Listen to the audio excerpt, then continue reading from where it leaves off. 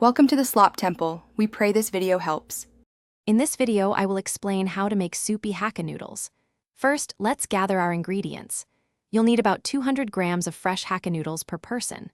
For protein, consider 100 grams of sliced chicken, shrimp, or tofu. Don't forget your aromatics. Finely chop 2 cloves of garlic, a 1-inch piece of ginger, and 2 green onions. Finally, prepare your favorite sauces like light soy sauce, rice vinegar, and a dash of chili oil. Now, let's build that delicious broth. Heat 1 tablespoon of cooking oil in a pot over medium heat.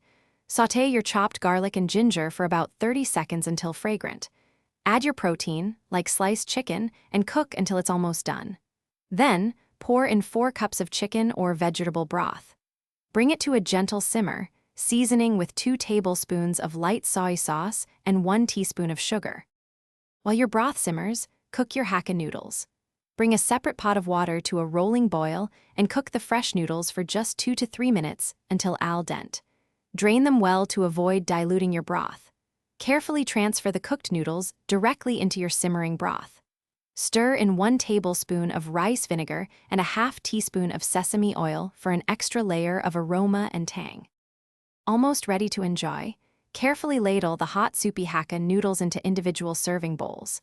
Garnish generously with the remaining fresh chopped green onions for a burst of color and mild onion flavor. For those who love a little heat, offer a drizzle of chili oil or some freshly sliced red chilies on the side. Serve your delicious Soupy Hakka noodles immediately and savor every warm, comforting spoonful. Thanks for watching. Consider subscribing if we helped you.